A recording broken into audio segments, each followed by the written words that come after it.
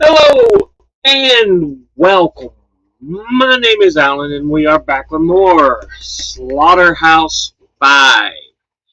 Before we get uh, into reading here, I do want to go ahead and remind you we got two ways to donate to the channel if you are so inclined to donate or to help me with the channel. I have a Patreon account, which is a month-to-month donation system, and I have a Coffee account, which can do much the same, but also allows you to make single one-time donations. I have links to both in the description box below the video. If you are in financial trouble, please do not donate. If donating would put you in financial trouble, do not donate. Take care of what you need first. Tough enough out there with the morons in charge as it is. If you are able to donate and you wish to donate, thank you. I appreciate it so much. It's just me, myself, and I who makes the videos. I do the research, filming, editing, posting, all that good stuff. I am a one-man production crew, more or less, at this point. Because I've never had any help or anything on this, so yeah. And I've sworn off doing commercials as a personal choice. And I don't make any money from the videos as of yet. With all that said, let's go ahead and jump in to the video. We'll be finishing up chapter 1 today.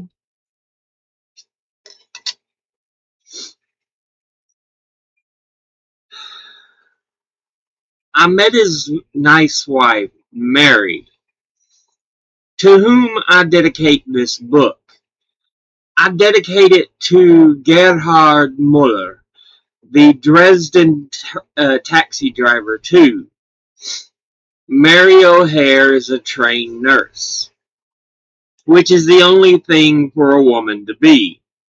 A lovely thing for a woman to be. Mary admired the two little girls I'd brought, mixed them with her own children, sent them all upstairs to play games and watch television. It was only after the children were gone that I sensed Mary didn't like me or didn't like something about the night. She was polite but chilly. "It's a nice cozy house you have here," I said, and it really was. "I've fixed up a place where you can talk and not be bothered," she said. "Good," I said, and I imagined two leather chairs near a fire in a paneled room where the two old soldiers could drink and talk. But she took us into the kitchen. She had put two straight back chairs at a kitchen table with a white porcelain top. The tabletop was screaming with reflected light from a 200-watt bulb overhead. Mary had prepared an operating room. She put only one glass on it, which was for me. She explained that O'Hare didn't drink the hard stuff since the war. So we sat down. O'Hare was embarrassed, but he wouldn't tell me what was wrong. I couldn't imagine what it was about me that could burn up Mary so. I was a family man. I'd been married only once. I wasn't a drunk. I hadn't done her husband any dirt in the war. She fixed herself a Coca-Cola and a lot of noise, banging the ice cube tray in the stainless steel sink. Then she went into another part of the house. But she wouldn't sit still. She was moving all over the house, opening and shutting doors, then moving furniture around to work off anger.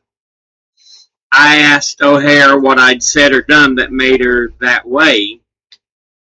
"It's all right," he said. "Don't worry about it. It doesn't have anything to do with you." That was kind of him. He was lying. It had everything to do with me. So we tried to ignore Mary and remember the war. I took a couple of belts of booze I'd brought. We would chuckle or grin sometimes as though war stories were coming back, but neither one of us could remember anything good. O'Hare remembered one guy who got into a lot of wine in Dresden before it was bombed, and we had to take him home in a wheelbarrow. It wasn't much to write a book about. I remember two Russian soldiers who had looted a clock factory. They had a horse-drawn wagon full of clocks. They were happy and drunk. They were smoking huge cigarettes they had wrote in newspaper. That was about it for memories, and Mary was still making noise. She finally came out in the kitchen again for another Coke. She took another tray of ice cubes from the refrigerator, banged it in the sink, even though there was already plenty of ice out. Then she turned to me, let me see how angry she was, and that the anger was for me. She had been talking to herself, so what she said was a fragment of a much larger conversation. You were just babies then, she said. What? I said. You were just babies in the war, like the ones upstairs. I nodded that this was true. We had been foolish virgins in the war right up at the end of childhood. But you're not going to write it that way, are you? This wasn't a question, it was an accusation. I I don't know, I said. Well, I know, she said. You'll pretend you were men instead of babies, and you'll be played in the movies by Frank Sinatra and John Wayne or some of those other glamorous, war-loving, dirty old men, and war will look just wonderful, so we'll have a lot more of them. And they'll be fought by babies like the babies upstairs.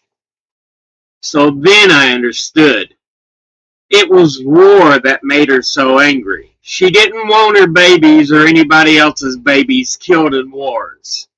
And she thought wars were partly to blame or partly encouraged by books and movies. So I held up my right hand and I made her a promise. Mary, I said, I don't think this book of mine is ever going to be finished. I must have written 5,000 pages by now and thrown them all away. If I ever do finish it, though, I give you my word of honor, there won't be a part for Frank Sinatra or John Wayne. I'll tell you what, I said. I'll call it the Children's Crusade. She was my friend after that. O'Hare and I gave up on remembering, went into the living room, talked about other things. It became curious about the real, or we became curious about the real Children's Crusade. So O'Hare looked it up in the book he had, Extraordinary Popular Delusions and the Madness of Crowds, by Charles Mackay, LL.D. It was first published in London in 1841. Mackay had a low opinion of all crusades. The Children's Crusade stuck him as only slightly more sordid than the 10 Crusades for grown-ups. O'Hare read this handsome passage out loud. History in her solemn page informs us that the Crusaders were but ignorant and savage men, that their motives were those of bigotry unmitigated, and that their pathway was one of blood and tears. Romance, on the other hand, dilates upon their piety and heroism and portrays in their glowing and impassioned hues their virtue and magnanimity, the imperishable honor they acquired for themselves, and the great services they rendered to Christianity.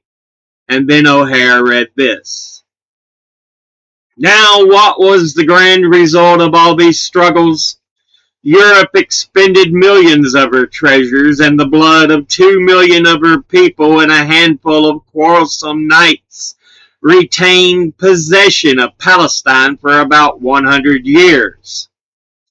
Mackay told us that the Children's Crusade started in 1213 when two monks got the idea of raising armies of children in Germany and France and selling them in North Africa as slaves. 30,000 children volunteered thinking they were going to Palestine. They were no doubt idle and deserted children who generally swarm in great cities, nurtured on vice and daring, said Mackay, and ready for anything. Pope Innocent III thought they were going to Palestine too, and he was thrilled. These children are aware while we are asleep, he said. Most of the children were shipped out of Marseille, and about half of them drowned in shipwrecks. The other half got to North Africa where they were sold. Through a misunderstanding, some children reported for duty at Genoa, where no slave ships were waiting. They were fed and sheltered and questioned kindly by good people there, then given a little money and a lot of advice, and sent back home. Hooray for the good people of Genoa, said Mary O'Hare. I slept that night in one of the children's bedrooms. O'Hare had put a book for me on the bedside table. It was Dresden History, Stage and Gallery by Mary Endell. It was published in 1908, and its introduction began. It is hoped that this little book will make itself useful.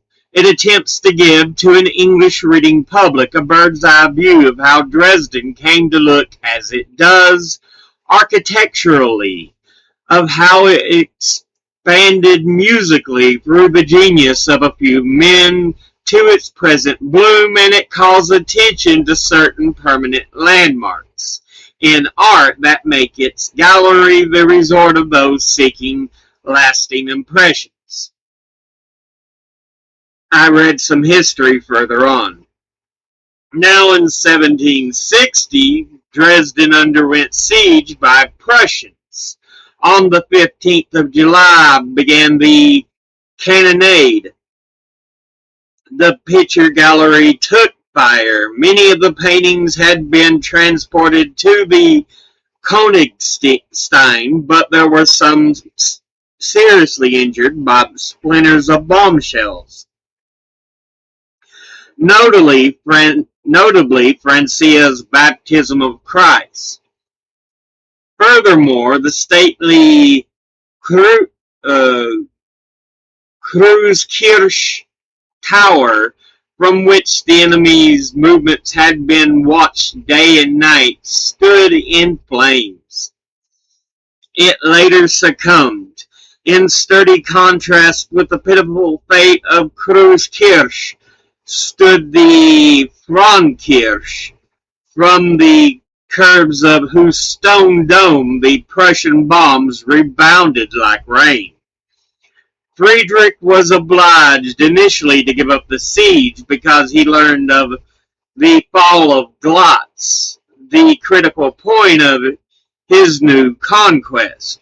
We must be off to Silesia so that we do not lose everything. The devastation of Dresden was boundless. Then Goethe, a young student, visited these cities as he still found sad ruins. Wanderkörper der Frauenkirche sah ich, Levidigen Trümmer zwischen die schon statisch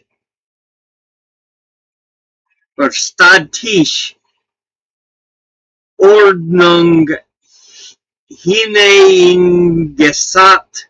Der rühmte mir der Küster der Kunst des Baumeisters, welcher Kirche und Kuppel auf einen so unerwünschten Fall schon eingeteckt und bombenfest erbaut hatte. Der gute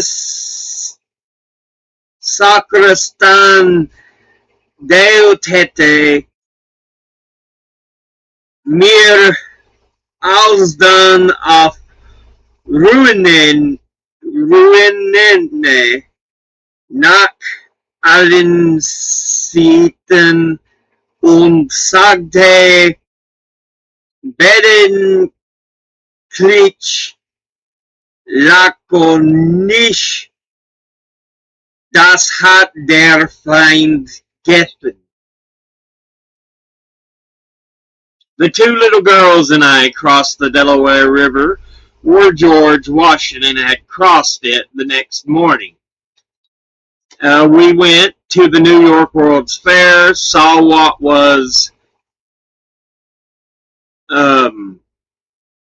what the past had been like according to the Ford Motor Company and Walt Disney, saw what the future would be like according to General Motors.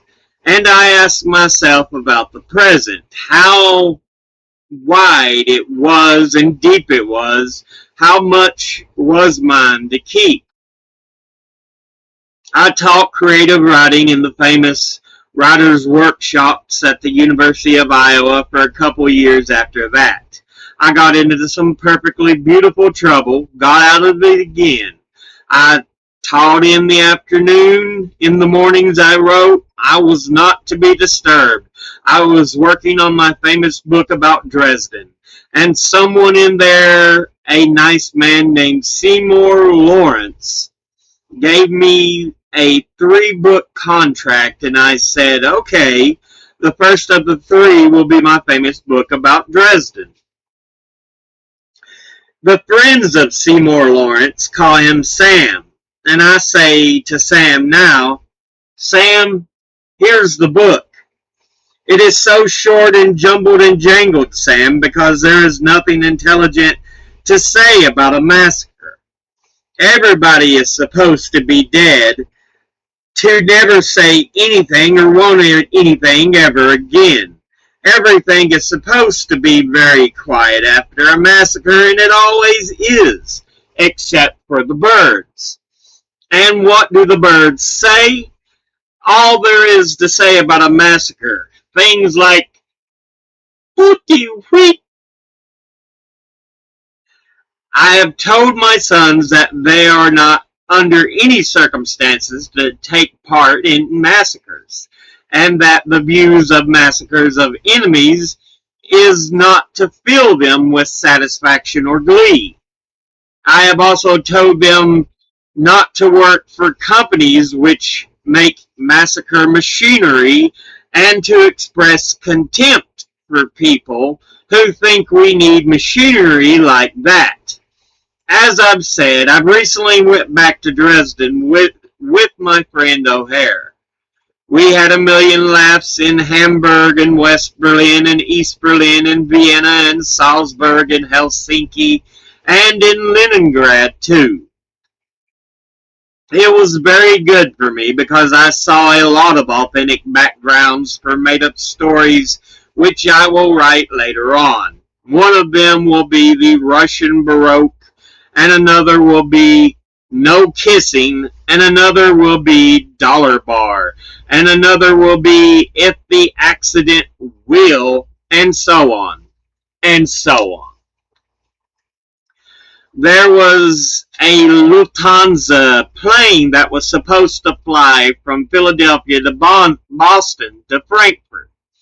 O'Hara was supposed to get on in Philadelphia, and I was supposed to get on in Boston, and off we'd go. But Boston was socked in. So the plane flew straight to Frankfurt from Philadelphia, and I became a non-person in the Boston fog. And Lufthansa put me in a limousine with some other non-persons and sent us to a motel for a non-night. The time would not pass. Somebody was playing with the clocks, and not only with the electric clocks, but the wind-up kind too. The second hand on my watch would twitch once, and a year would pass, and then it would twitch again. There was nothing I could do about it. As an earthling, I had to believe whatever clocks said and calendars. I had two books with me, which I meant to read on the plane. One was Words for the Wind by Theodore Roethke, and this is what I found in there. I wake to sleep and take my waking slow. I feel my fate in what I cannot fear. I learn by going where I have to go. My other book was Erika Ostrovsky's Celine and His Vision. Celine was a brave French soldier in the First World War until his skull was cracked. After that, he couldn't sleep and there were noises in his head. He became a doctor and he treated poor people in the daytime, and he wrote grotesque novels all night.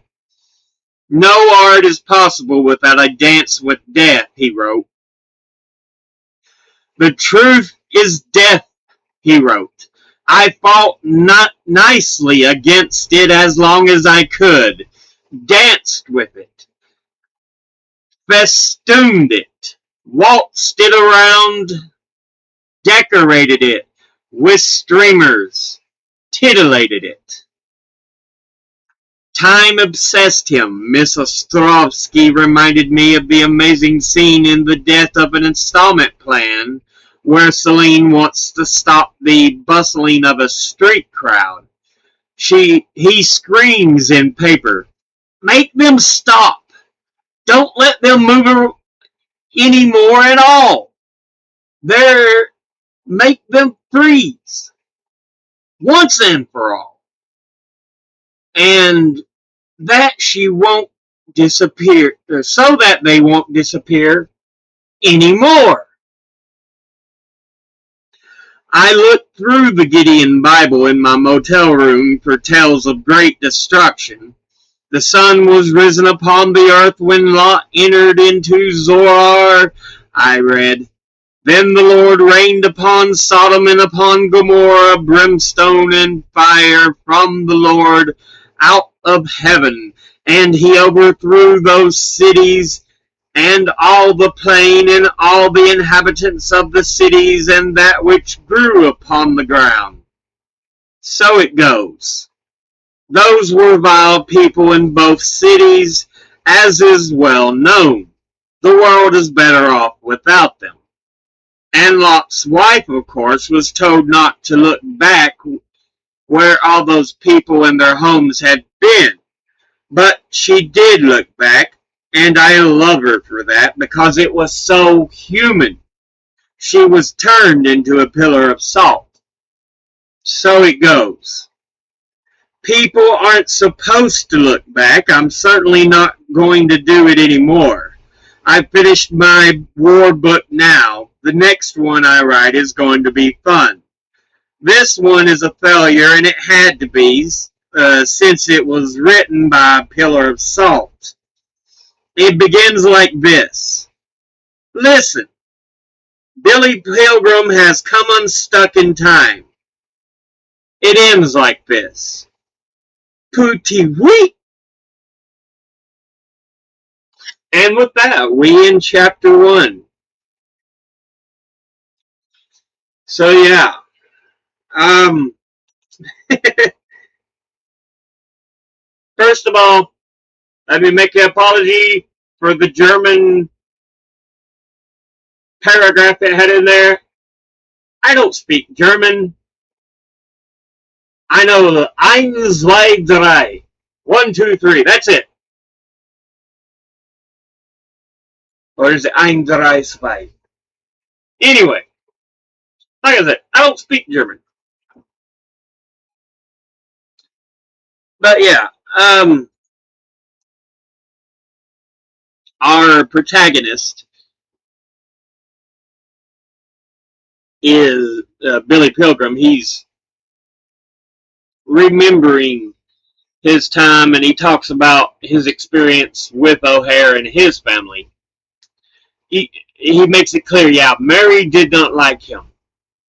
She's very anti-war, which it's a very true thing.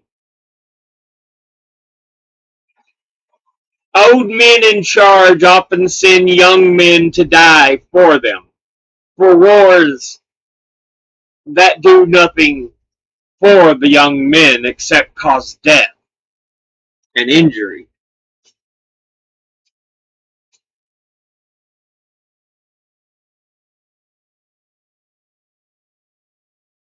And you can look at it even similar to today. What did Iraq, what did the Iraq War do for the average person in the U.S.? Not a whole hell of a lot at all. Same with the Afghanistan War. Same with the first Iraq War.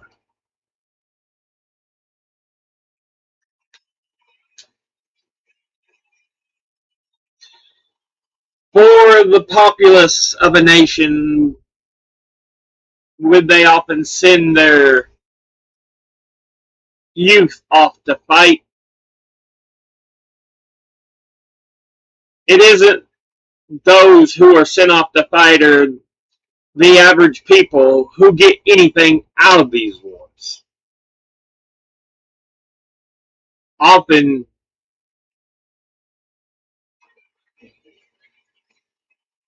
it's government government individuals, sometimes the rich, very often the rich,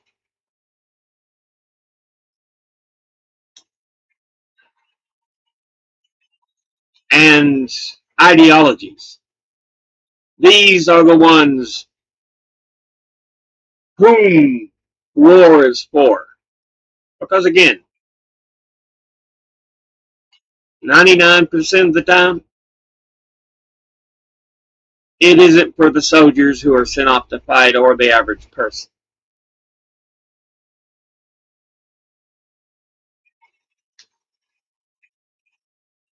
Unless it's a war to fight off invaders of your country, or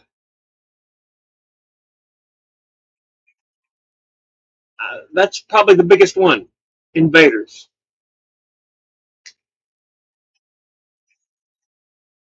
Honestly, wars should only be wars of independence. There's no need for a war, as the book kind of makes clear. They're nonsense.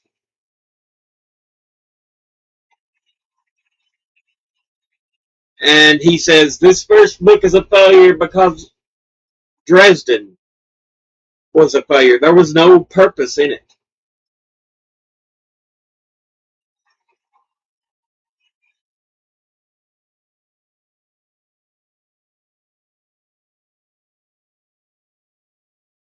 Only things wars accomplish is further suffering.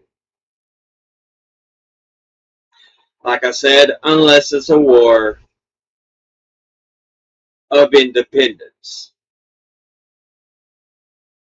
or a war to regain freedom.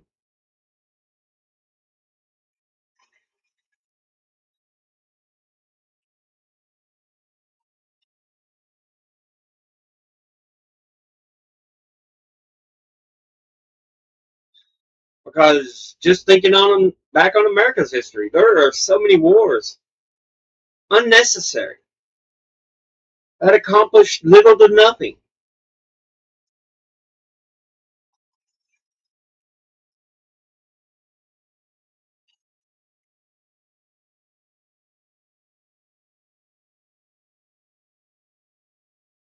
Yeah,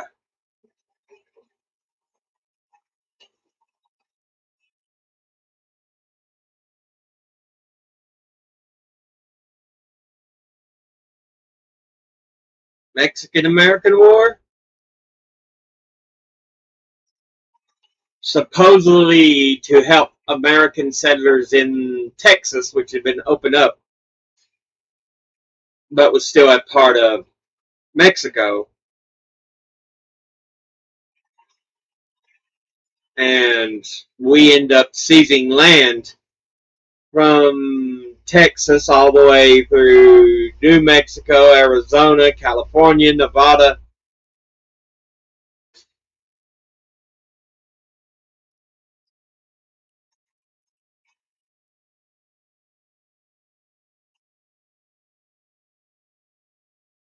It's sickening. Revolutionary War, just. We were fighting for our own independence, our own freedom. And again, wars of independence should always be the only just wars. Preferably, you never want a war.